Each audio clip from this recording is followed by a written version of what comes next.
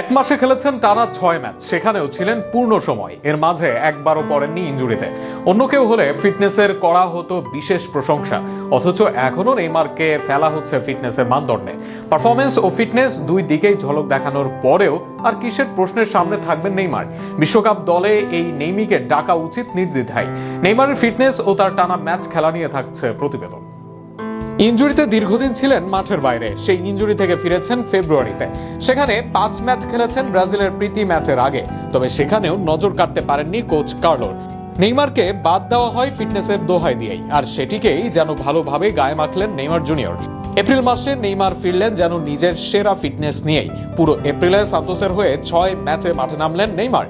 সেখানে খেললেন পুরো 90 মিনিট। কার্ডজনিত নিষেধাজ্ঞা না থাকলে এই সংখ্যাটা বাড়তে পারত আরও বেশ।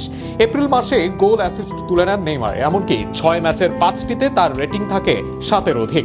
এই মুহূর্তে লিগ ও সব আসরে সান্তোসের সর্বোচ্চ রেটিংধারী খেলোয়াড় তিনি। গোল অ্যাসিস্টেও সবার সেরা। গোলের তালিকায় আছেন 2-এ, অ্যাসিস্টে 1 নম্বর। ফিটনেস থেকে পারফরমেন্স নেইমার আছেন আগের মতোই। ফিটনেস মানে শুধু ইনজুরি মুক্ত থাকা নয়, বরং টানা ম্যাচ খেলে একই লেভেলের পারফরমেন্স ধরে রাখা। এই 6 ম্যাচে নেইমার শুধু মাঠে উপস্থিত ছিলেন না, বরং দলের আক্রমণ গঠন, বল কন্ট্রোল এবং গেমের রিদম ঠিক রাখার ক্ষেত্রে গুরুত্বপূর্ণ ভূমিকা রেখেছেন। ম্যাচের শেষ মুহূর্তেও তার মুভমেন্ট, স্পিড এবং সিদ্ধান্ত নেওয়ার দক্ষতা প্রমাণ করে তিনি ম্যাচ ফিট, এবং সেটাও ভালোভাবেই। অনেকেই যুক্তি দেন 1 মাসের পারফরমেন্স দিয়ে সব প্রমাণ হয় না, কিন্তু বাস্তবতা হলো আধুনিক ফুটবলে টানা 6 ম্যাচ পূর্ণ সময় খেলা নিজেই বড় প্রমাণ। কারণ এখানে শুধু শারীরিক সক্ষমতা নয়, রিকভারি, ম্যাচ টেম্পো এবং মানসিক প্রস্তুতিও সমান গুরুত্বপূর্ণ।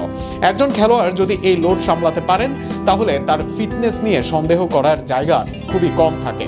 বিশ্বকাপের মতো বড় মঞ্চে অভিজ্ঞতা একটি বিশাল ফ্যাক্টর। সেখানে শুধু তরুণ শক্তি নয়, দরকার ম্যাচ পড়ার ক্ষমতা, চাপ সামলানোর দক্ষতা এবং গুরুত্বপূর্ণ মুহূর্তে পার্থক্য গড়ে দেওয়ার সামর্থ্য। নেইমার এই 3টি গুণই বহন করেন। তার উপস্থিতি মানেই প্রতিপক্ষের ডিফেন্সে বাড়তি চাপ, যা দলের জন্য কৌশলগতভাবে বড় সুবিধা। সবকিছু মিলিয়ে এখন নেইমারের ফিটনেস নিয়ে প্রশ্ন তোলা বাস্তবতার সাথে খাপ খায় না, বরং স্বীকার করা উচিত তিনি বর্তমানে ফিট, ধারাবাহিক। তাই তাকে নিয়ে সন্দেহ নয়, আস্থা রাখাই বেশি যুক্তিযুক্ত। একজন খেলোয়াড় যখন মাঠে নিজের সক্ষমতার প্রমাণ বারবার দেন,